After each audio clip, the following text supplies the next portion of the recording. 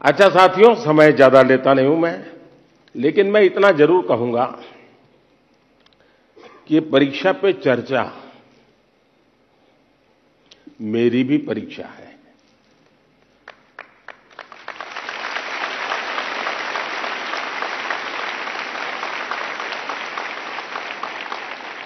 और देश के कोटि कोटि विद्यार्थी मेरी परीक्षा ले रहे हैं और मुझे ये परीक्षा देने में खुशी होती है, आनंद आता है, क्योंकि मुझे जो सवाल मिलते हैं लाखों की तादाद में, बहुत प्रोएक्टिवली बच्चे सवाल पूछते हैं, अपनी समस्या बताते हैं, व्यक्तिगत पीड़ा भी बताते हैं। मेरे लिए बड़ा सौभाग्य है कि मेरे देश का युवा मन क्या सोचता है, किन उलझनों से गुजरता है, देश से उसकी अपेक्षाएं क्या है, सरकारों से उसकी अपेक्षाएं क्या है, उसके सपने क्या है, संकल्प क्या है। यानी सचमुच में मेरे लिए ये बहुत बड़ा खजाना है। और मैं तो मेरी सिस्टम को कहा हुआ है कि इन सारे सवालों को इकट्ठा करके रखिए। कभी 10-15 साल के बाद मौका मिलेगा तो उसको सोशल साइंटिस्टों के द्वारा उसका एनालिसिस करेंगे। और पीढ़ी बदलती जाती है, वैसे स्थितियां जैसे बदलती जाती हैं, वैसे उनके सपने, उनके संकल्प, उनकी सोच कैसे बहुत माइक्रो तरीके से बदलती है, इसका एक बहुत बड़ा थीसिस, शायद ही इतना सैंपल किसी के पास नहीं होगा जी तक। आप लोग मुझे सवाल पूछ करके भेजते हैं। चलिए, लंबी बातें नहीं करते हैं। मैं चाहूंगा कि कहीं से शुरू करें, ताकि हर बार मेरे पर एक शिकायत आती है कि साहब ये कार्यक्रम बहुत लंबा चलता है। आपका क्या मत है, लंबा चलता है? लंबा चलना चाहिए? अच्छा, मुझे और कोई काम करना नहीं है। अच्छा ठीक है, आप ही के लिए हूं। बताइए क्या करेंगे? कौन पहले पूछते हैं? दुनिया को बदलने की तमन्ना हो अगर, दुनिया को बदलने की तमन्ना हो अगर, दुनिया को नहीं खुद को बदलना सीखे। माननीय प्रधानमंत्री जी, आपका प्रेरक एवं ज्ञानवर्धक उद्बोधन सदैव हमें सकारात्मक ऊर्जा एवं विश्वास से भर देता है। आपके बृहद अनुभव एवं ज्ञानपूर्ण मार्गदर्शन की हम सब उत्सुकता से प्रतीक्षा कर रहे हैं। माननीय, आपके आशीर्वाद एवं अनुमति से हम इस कार्यक्रम का शुभारंभ करना चाहते हैं।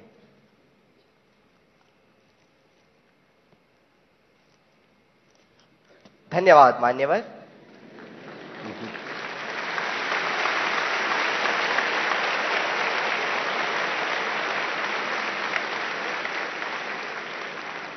माननीय प्रधानमंत्री जी, अपनी समृद्ध सांस्कृतिक विरासत और स्थापत्य सौंदर्य के लिए प्रसिद्ध शहर मदुरई से अश्विनी एक प्रश्न पूछना चाहती हैं। अश्विनी, कृपया अपना प्रश्न पूछिए। Honorable Prime Minister Sir, Namaskar. My name is Ashwini. I am a student of Kendra Vidyalaya number 2 Madurai, Tamil Nadu. My question to you sir is, how do I deal with my family disappointment if my results are not good? What if I don't get the marks I am expecting? Being a good student is also not an easy job. Expectations of others become so high that the person who's giving exam gets so much stressed and they go into depression. Nowadays, it is common for students to cut their hands and become irritated, and there is no one they could trust with their feelings. Kindly guide me on this. Thank you, sir. Dhanyavad Ashwini. Honorable Prime Minister Sir, Navtesh Dagur hails from the heart of India's capital, Delhi. the imperial seat of several empires with its charming blend of a grand medieval history and amazing architectural style. Navtesh is seated in the hall and wishes to discuss an identical issue through his question. Navtesh, please ask your question. Good morning, Honorable Prime Minister Sir. I am Navtesh Jagor of Kendriya Vidyalaya, Pitampura, Delhi region. Sir, my question to you is, how do I deal with my family's situation when my results are not good? Kindly guide me, sir. Thank you very much. Thank you Navtesh. माननीय प्रधानमंत्री जी, संसार को शांति और करुणा का संदेश देने वाले भगवान बुद्ध, गुरु गोविंद सिंह तथा वर्धमान महावीर की जन्मभूमि प्राचीन नगर पटना से प्रियंका कुमारी कुछ इसी प्रकार की समस्या से जूझ रही हैं और आपका मार्गदर्शन चाहती हैं। प्रियंका, कृपया अपना प्रश्न पूछिए। नमस्ते माननीय प्रधानमंत्री जी, मेरा नाम प्रियंका कुमारी है। मैं रवीन बालिका +2 विद्यालय से राजेंद्र नगर पटना से 11वीं की छात्रा हूँ। मेरा प्रश्न यह है कि मेरे परिवार में सब अच्छे नंबर से पास हुए हैं, मुझे भी अच्छा नंबर लाना है। इसके लिए मैं तनाव में चली गई हूँ, इसके लिए आप मुझे मार्गदर्शन दें। धन्यवाद। धन्यवाद प्रियंका। माननीय प्रधानमंत्री जी, अश्विनी, नवतेश एवं प्रियंका यह महसूस करते हैं कि यह महत्वपूर्ण मुद्दा कई छात्रों को प्रभावित करता है और इसे हल करने के लिए आपका मार्गदर्शन चाहते हैं। अश्विनी, आप क्रिकेट खेलती हैं क्या? क्रिकेट में गूगली बॉल होता है,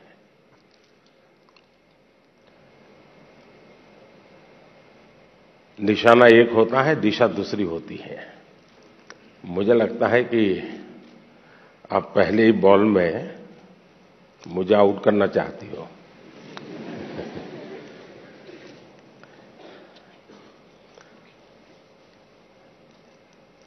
अगर परिवार के लोगों के आपके से बहुत अपेक्षाएं होना बहुत स्वाभाविक है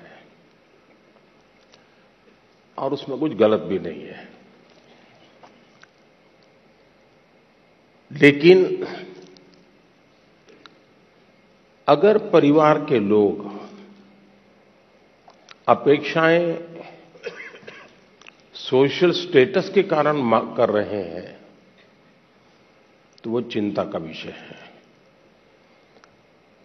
उनका सोशल स्टेटस का उन पर इतना दबाव होता है, उनके मन पे इतना प्रभाव होता है कि उनको लगता है कि जब सोसाइटी में जाएंगे तो बच्चों के लिए क्या बताएंगे, अगर बच्चे वीक हैं तो कैसे उनके सामने चर्चा करेंगे। और कभी कभी मां बाप भी आपकी क्षमता को जानने के बावजूद भी अपने सोशल स्टेटस के कारण अपने आसपास के साथियों दोस्तों में क्लब में जाते हैं, सोसाइटी में जाते हैं, कभी तालाब में कपड़े धोए जाते हैं, बैठते हैं, बातें करते हैं, बच्चों की बातें निकलती हैं, फिर उनको एक इन्फीरियरिटी कॉम्प्लेक्स आता है और इसलिए बाहर बहुत बड़ी बड़ी बातें बता देते हैं अपने बच्चों के लिए और फिर धीरे धीरे वो इंटरनलाइज कर लेते हैं और फिर घर में आकर के भी वही अपेक्षाएं करते हैं और समाज जीवन में ये सहज प्रवृत्ति बनी हुई है। दूसरा, आप अच्छा करेंगे तो भी हर कोई आपसे नई अपेक्षा करेगा। हम तो राजनीति में हैं, हम कितने ही चुनाव क्यों न जीत लें, लेकिन ऐसा दबाव पैदा किया जाता है कि हमें हारना ही नहीं है। 200 लाए हैं तो बोले 250 क्यों नहीं लाए, 250 लाए तो 300 क्यों नहीं लाए, 300 लाए तो 350 क्यों नहीं लाए। चारों तरफ से दबाव बनाया जाता है। लेकिन क्या हमें इन दबावों से दबना चाहिए क्या? पल भर सोचिए कि आपको जो दिन भर कहा जाता है चारों तरफ से जो सुना जाता है उसी में अपना समय बर्बाद करेंगे कि आप अपने भीतर देखेंगे, अपनी क्षमता, अपनी प्रायोरिटी, अपनी आवश्यकता, अपने इरादे, थोड़ा हर अपेक्षाओं को उसके साथ जोड़िए। आप कभी क्रिकेट मैच देखने गए होंगे तो आपने देखा होगा कि कुछ बैट्समैन खेलने के लिए आते हैं और पूरा स्टेडियम, हजारों लोग होते हैं स्टेडियम में, वे चिल्लाना शुरू करते हैं, चौका चौका चौका, छक्का छक्का, सिक्सर।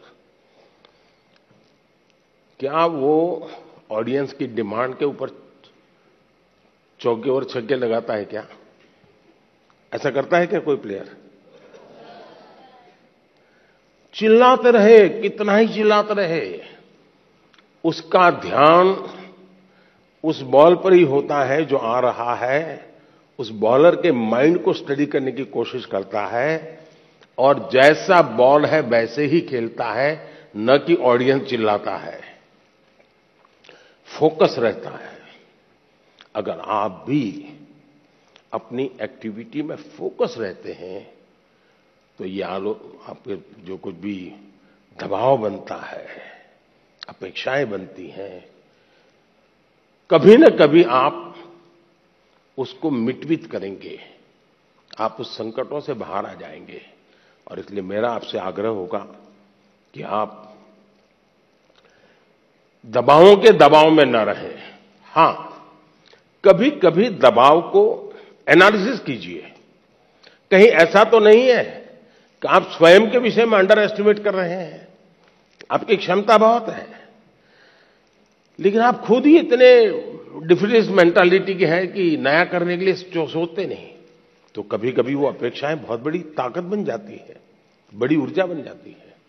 और इसलिए अपेक्षाएं, मां बाप को क्या करना वो मैं पहले ही कहा, सामाजिक दबाव में मां बाप ने बच्चों पर दबाव ट्रांसफर नहीं करना चाहिए, लेकिन बच्चों ने अपनी क्षमता से कम भी अपने आप को नहीं आंकना चाहिए। और दोनों चीजों की बल देंगे तो मुझे पक्का विश्वास है कि आप ऐसी समस्याओं को बहुत आराम से सुलझा देंगे।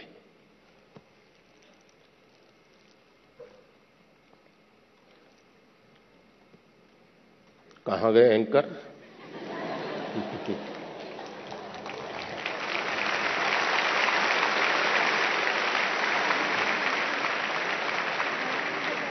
माननीय प्रधानमंत्री जी, आपका कोटि कोटि धन्यवाद।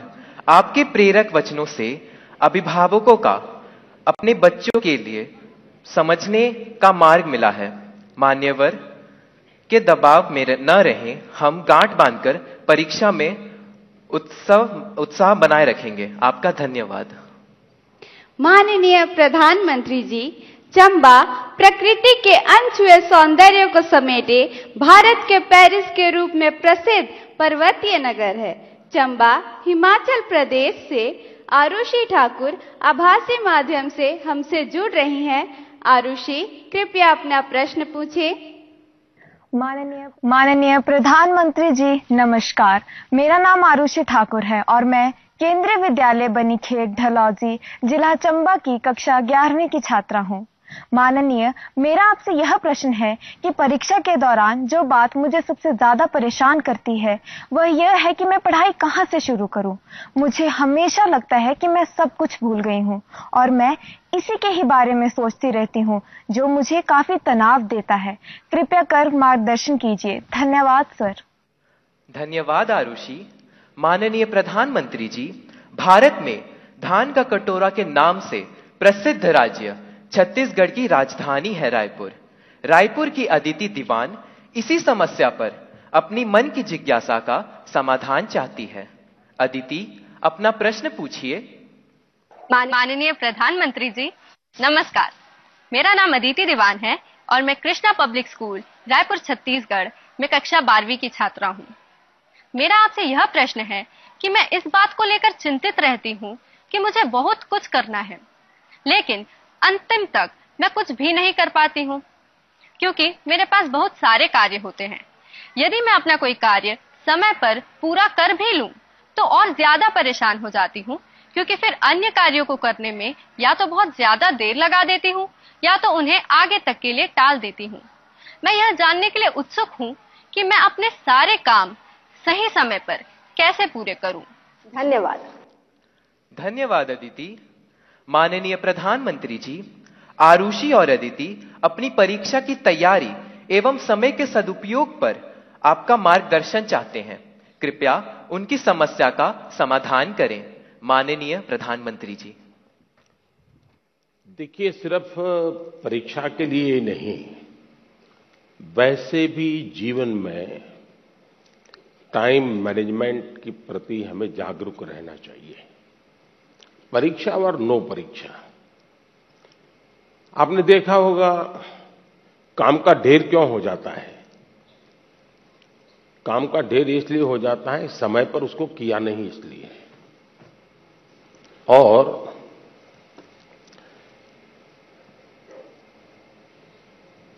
काम करने की कभी थकान नहीं होती है जी। काम करने से संतोष होता है,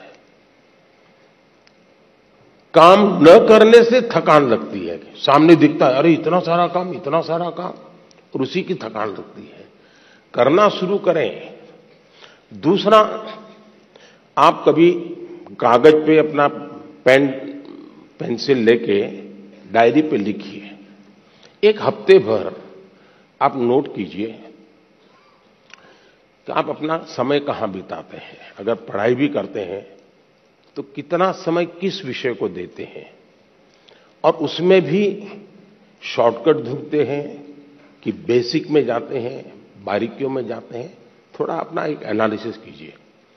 मैं पक्का मानता हूं कि आपको ध्यान में आएगा कि आप जो आपकी पसंद की चीजें हैं उसी में सबसे ज्यादा समय लगाते हैं और उसी में खोए रहते हैं। फिर 3 विषय ऐसे हैं जो कम पसंद है लेकिन जरूरी है, वो फिर आपको बोझ लगेगा। मैंने 2-2 घंटे मेहनत की लेकिन ये तो हुआ नहीं।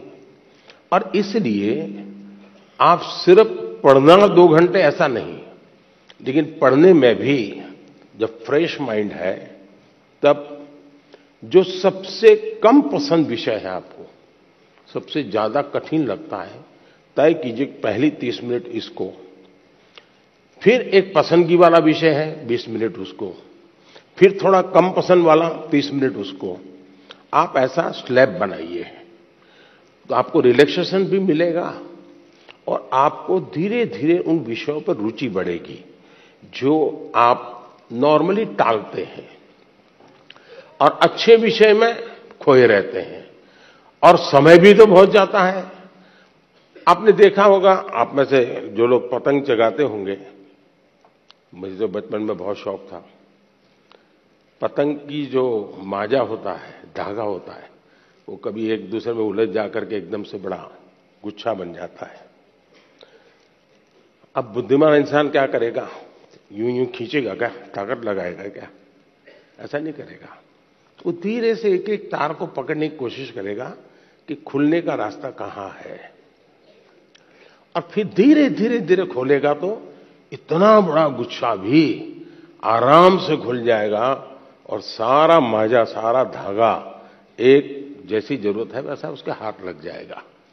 हमें भी उस पर जोर जबरदस्ती नहीं करनी है, आराम से सॉल्यूशन निकालना है। और अगर आराम से सॉल्यूशन निकालेंगे तो मुझे पक्का विश्वास है कि आप उसको बड़े ढंग से करेंगे। दूसरा, आपने कभी घर में अपनी मां के काम को ऑब्जर्व किया है क्या? यूं तो आपको अच्छा लगता है कि जैसे स्कूल से आए तो मां ने सब रेडी करके रखा था, सुबह स्कूल जाना था तो मां ने सब तैयार करके रख दिया था। लगता तो बहुत अच्छा है, लेकिन क्या कभी ऑब्जर्व किया है कि मां का टाइम मैनेजमेंट कितना बढ़िया है? उसको पता है सुबह ये है तो मुझे 6 बजे ये करना पड़ेगा, 6:30 बजे ये करना पड़ेगा, उसको 9 बजे जाना है तो ये करना पड़ेगा, वो 10 बजे घर आएगा तो ये करना पड़ेगा। यानी इतना परफेक्ट टाइम मैनेजमेंट मां का होता है और जबकि काम सबसे ज्यादा मां करती रहती है, लेकिन किसी काम में उसको बोझ अनुभव नहीं होता है। थक गई, बहुत काम है, बहुत ज्यादा, ऐसा नहीं करती। क्यों?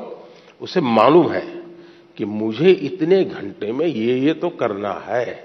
और जब एक्स्ट्रा टाइम मिलता है तब भी वो चुप नहीं बैठती, कुछ न कुछ अपना क्रिएटिव एक्टिविटी करती रहती है। सुई धागा लेके बैठ जाएगी, कुछ तो करती रहेगी। रिलैक्स करने के लिए भी उसने व्यवस्था रखती है। अगर मां की गतिविधि को ढंग से ऑब्जर्व करोगे तो भी आपको एज ए स्टूडेंट अपना टाइम मैनेजमेंट का महत्व क्या होता है। और टाइम मैनेजमेंट ने 2 घंटे, 4 घंटे, 3 घंटे, ये नहीं, माइक्रो मैनेजमेंट चाहिए। किस विषय को कितना टाइम देना है, किस काम को कितना टाइम देना है, और इतना बंधन भी नहीं डालने हैं कि बस 6 दिन तक ये करूंगा ही नहीं क्योंकि मुझे पढ़ना है। फिर तो आप थक जाओगे। आप ढंग से उसको डिस्ट्रीब्यूट कीजिए समय को, जरूर आपको लाभ होगा। धन्यवाद।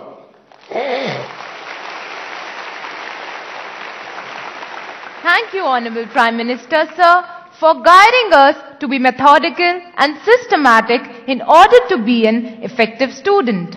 Honorable Prime Minister, sir, Rupesh Kashyap, hailing from Bastar district of Chhattisgarh, is known for his distinctive tribal art, the enchanting Chitrakoot waterfalls, and the finest quality of bamboo.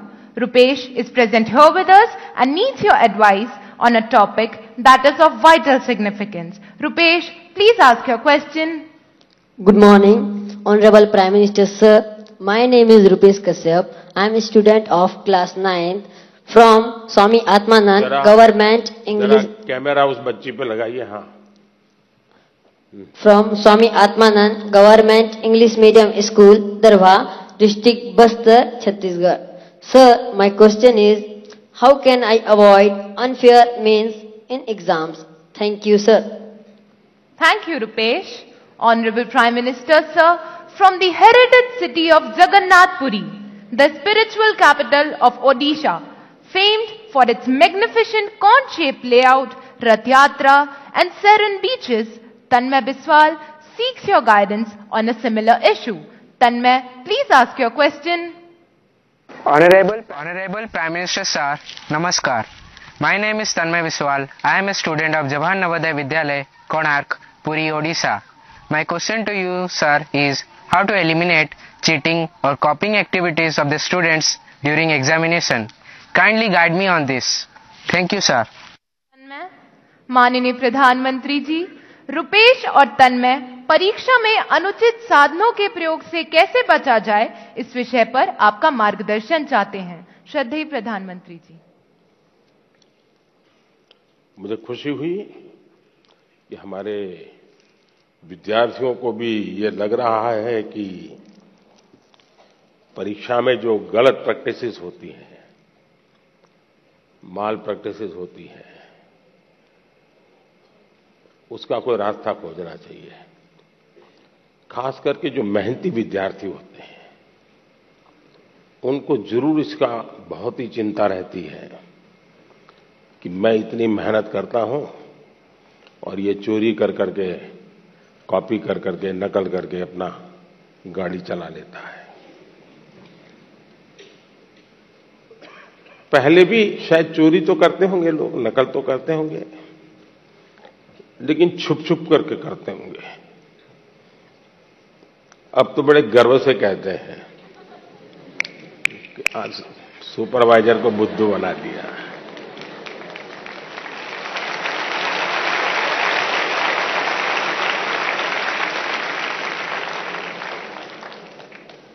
ये जो मूल्यों में बदलाव आया है वो बहुत खतरनाक है और इसलिए समाज एज सच ये हम सबको सोचना होगा। दूसरा अनुभव आया है कि कुछ स्कूल या कुछ ऐसे टीचर्स जो ट्यूशन क्लासेस चलाते हैं उनको भी लगता है कि मेरा स्टूडेंट अच्छे तरह से निकल जाए, क्योंकि मैंने उसके माँ बाप से पैसे लिए हैं, कोचिंग करता था, तो वे भी उसको गाइड करते हैं, मदद करते हैं नकल करने के लिए। करते हैं ना? ऐसे टीचर होते हैं ना? नहीं होते? तो बोलिए ना। हाँ। और उसके कारण भी दूसरा मैंने देखा है कि कुछ स्टूडेंट्स पढ़ने में तो टाइम नहीं लगाते, लेकिन नकल करने के तरीके ढूंढने में बड़े क्रिएटिव होते हैं।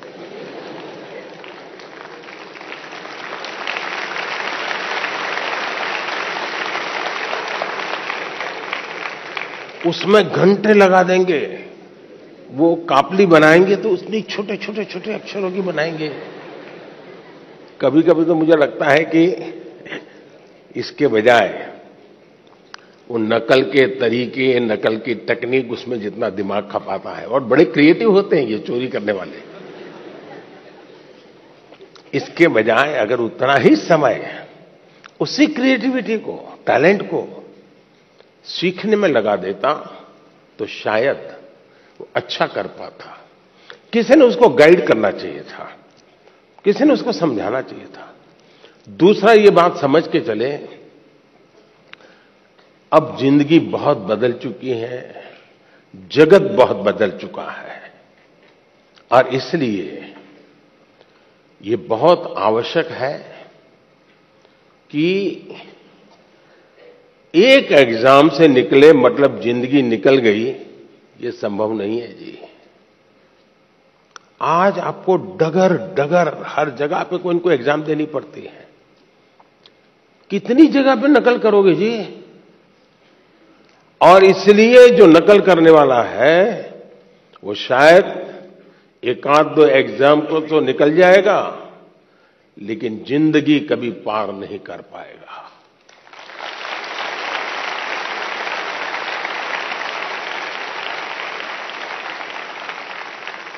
नकल से जिंदगी नहीं बन सकती है। हो सकता है एग्जाम में मार्क्स इधर उधर करके ले आए, लेकिन कहीं न कहीं तो क्वेश्चनेबल होगा ही।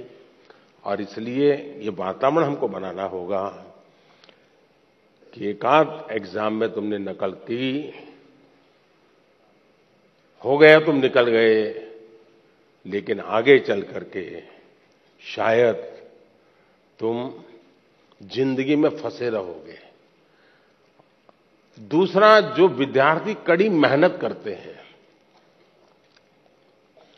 उनसे भी मैं कहूंगा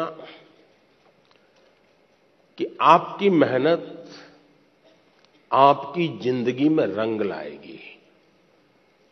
हो सकता है कोई ऐसा ही फालतू 2-4 मार्क्स आपसे ऊपर ले जाएगा, लेकिन वो कभी भी आपकी जिंदगी की रुकावट नहीं बन पाएगा। आपके भीतर की जो ताकत है, आपके भीतर की जो ताकत है, वही ताकत आपको आगे ले जाएगी। कृपा करके उसको तो फायदा हो गया, चलो मैं भी उस रास्ते पर चल पड़ूं, ऐसा कभी मत करना, कभी मत करना दोस्तों। एग्जामें तो आती हैं जाती हैं, हमें जिंदगी जीनी है, जी भर के जीनी है, जीतते जीतते जिंदगी जीनी है। और इसलिए हमें शॉर्टकट की तरफ नहीं जाना चाहिए। और आप तो जानते हैं, रेलवे स्टेशन पर आपने देखा होगा, हर रेलवे स्टेशन पे पटरी जहां होती है ना, वहां ब्रिज होता है। तुम लोग ब्रिज पे जाना पसंद नहीं करते, पटरी कूद करके जाते हैं। कोई कारण नहीं, ऐसे ही बस मजा आता है। तो वहां लिखा है shortcut will cut you short. इसलिए कोई अगर शॉर्टकट से कुछ कर लेता होगा, आप उसके टेंशन को पालिए मत, आप अपने आप को उससे मुक्त रखिए, आप अपने पर फोकस कीजिए।